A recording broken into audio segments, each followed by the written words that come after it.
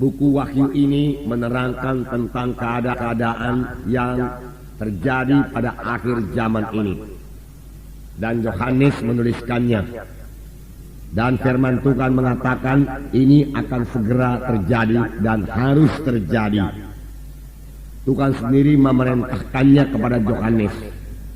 Pada waktu itu Yohanes lagi dibuang di Pulau Patmos. Dan Yesus datang kepadanya dan mengatakan kepada Yohanes bahwa dia harus menuliskan apa yang dia lihat dan dia dengar. Lalu jadilah buku Wahyu ini, saudaraku. Surat ini, saudaraku, ditujukan kepada malaikat ketujuh sidang jemaat yang ada di Asia. Yang dimaksud dengan malaikat sidang jemaat di sini adalah pemimpin sidang atau gembala sidang. Bukan malaikat yang biasa melayani di sorga. Malaikat yang biasa melayani di sorga, dia sudah melihat semuanya, saudaraku. Dia mengetahui, saudaraku, segala keadaan yang terjadi di sorga. Tetapi yang dikatakan dengan malaikat di sini, yaitu pemimpin jemaat atau gembala sidang dari ketujuh sidang jemaat yang ada di Asia pada waktu itu. Tetapi saya yakin surat ini juga berlaku bagi sidang-sidang jemaat pada akhir zaman ini, saudaraku. Karena buku Wahyu ini berlaku terus sampai Tuhan Yesus datang kedua kali.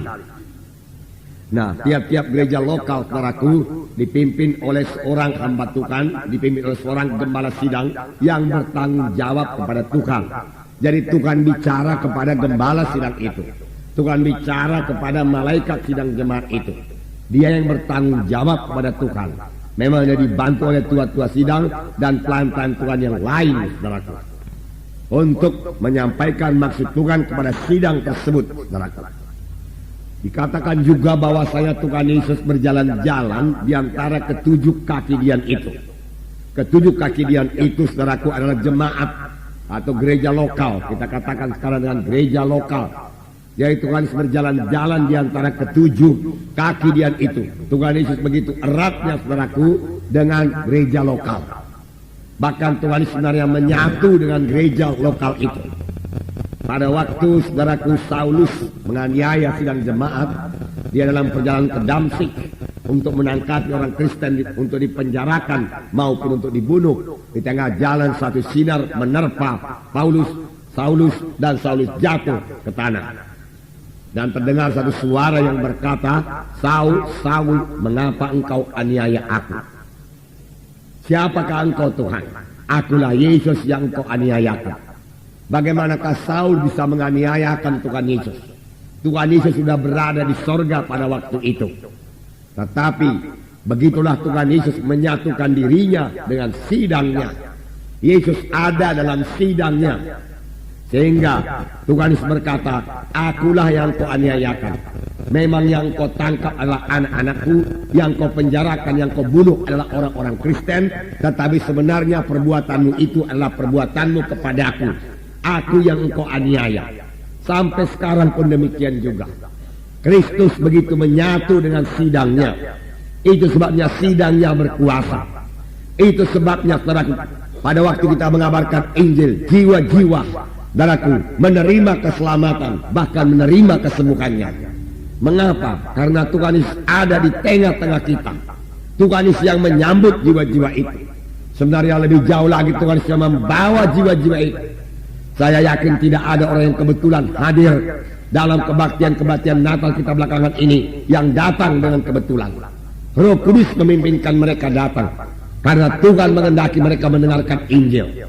Karena ada firman Tuhan juga berkata, sebelum Tuhan Yesus datang kedua kali, Injil harus dikabarkan ke seluruh muka bumi ini, sehingga tidak ada nanti orang yang berdalih-dalih. Dia sudah mendengar berita Injil. Sekarang terserah kepada mereka untuk menerima atau menolaknya. Tuhan tidak akan pernah memaksa mereka. Saudaraku, mengapa Tuhan membangunkan gereja lokal ini? Dan dalam buku Matius dikatakan, pintu alam maut sekalipun tidak bisa mengalahkannya. Jadi gereja lokal ini, gereja Tuhan ini akan hadir sampai Tuhan datang kedua kali. Bahkan gereja lokal inilah, gereja yang hidup inilah yang akan menjadi pengantin bagi Kristus, saudaraku. Yaitu saudara dan saya yang sudah selamat, yang sudah lahir baru, yang dibentuk terus sampai seperti Yesus. Dalam pembacaan Alkitab kita beberapa waktu yang lalu, dalam 1 Yohanes pasal 2 ayat 6 dikatakan, barang siapa yang ada di dalam Yesus, dia harus hidup sama seperti Yesus hidup. Memang ayat ini sebagai satu tantangan kepada kita. Kalau kita memakai pikiran manusiawi kita, rasanya tidak mungkin kita hidup sama seperti Yesus hidup. Bagaimana mungkin kita ini manusia biasa hidup sama seperti Yesus hidup? Tetapi firman Tuhan tetap ya dan amin. Standar Tuhan tidak pernah turun. Tuhan minta kita hidup sama seperti Yesus hidup. Berarti kita bisa hidup sama seperti Yesus hidup. Mengapa, saudaraku? Bagaimana firman Tuhan 2 minggu yang lalu saudaraku dikatakan, orang yang ada dalam Kristus tidak berbuat dosa lagi. Mengapa? Karena benih Allah tinggal dalam dia. Kita sudah lahir daripada Allah. Ada kehidupan Tuhan memasuki kehidupan kita. Dengan kehidupan daripada Tuhan itulah kita mengalahkan dosa. Sehingga dosa, maka setan tidak berkuasa atas hidup kita. Dalam kebaktian-kebaktian Natal, jiwa-jiwa ditantang untuk bertobat, meninggalkan semua dosa, meninggalkan semua kebiasaan-kebiasaan yang jelek. Banyak di antara mereka berpikir, saya tidak akan sanggup meninggalkan kebiasaan saya yang sudah begini lama mengikat saya. Saya sudah mencobanya beberapa kali, tetapi saya tidak juga berhasil. Memang dia tidak akan berhasil, saudaraku, sepanjang dia mencoba melepaskan kebiasaannya yang tidak baik itu dengan kekuatannya sendiri. Tetapi pada waktu dia mengandalkan Yesus yang di dalam dia itu, saudaraku, untuk membantu, menolong, saudaraku, menguatkan dia bebas, supaya bebas daripada ikatan itu, dia pasti berhasil, saudaraku. Dia pasti berhasil. Saya sendiri tidak bisa melaksanakannya, saudara sendiri tidak bisa melaksanakannya. Tetapi kita tidak sendiri, saudaraku. Yesus di dalam kita itulah yang melaksanakannya. Oleh sebab itu, yang kita berkata, bersama-sama dengan Yesus kita melaksanakan pekerjaan yang besar. Tuhan Yesus juga berkata kepada kita, pekerjaan-pekerjaan yang aku kerjakan akan kamu kerjakan. Bahkan pekerjaan-pekerjaan yang lebih besar daripada ini akan kamu kerjakan karena aku pergi kepada Bapa. Yesus sudah di sorga sekarang, tetapi di dunia ini masih ada anggota tubuhnya yang akan mengerjakan pekerjaan Yesus. Saudara mengetahui pada waktu Tuhan Yesus berada di bumi ini, dia memakai tubuhnya, berjalan ke sana kemari untuk memberitakan Injil. Dia mengulurkan tangannya menyembuhkan orang sakit. Dia memakai mulutnya mengabarkan Injil. Dia berkata, hai anakku, dosamu sudah diampuni. Memang 2 perkara yang dilakukan Tuhan Yesus yang paling banyak dilakukan Tuhan selama dia di dunia ini, yaitu dia berkata kepada jiwa-jiwa, hai anakku, dosamu sudah diampuni. Kemudian Tuhan Yesus berkata, hai anakku, sembuhlah engkau daripada penyakitmu itu. 2 perkara ini senantiasa dilakukan Tuhan. Pada waktu Tuhan Yesus berada di bumi ini, dia berjalan dengan kakinya dan dengan tangannya dia meletakkan tangan. Sekarang dia sudah ada di sorga. Bagaimana dia meletakkan tangan?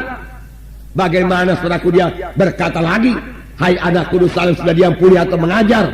Saudaraku, sekarang Tuhan memakai anggota tubuhnya, yaitu saudara dan saya, yang telah menggabungkan diri dalam satu gereja yang hidup, yang telah menyerahkan diri menjadi anggota satu gereja yang hidup. Bukan memakai sidangnya sekarang ini, Tuhan memakai anggota tubuhnya menyampaikan maksudnya yang kekal,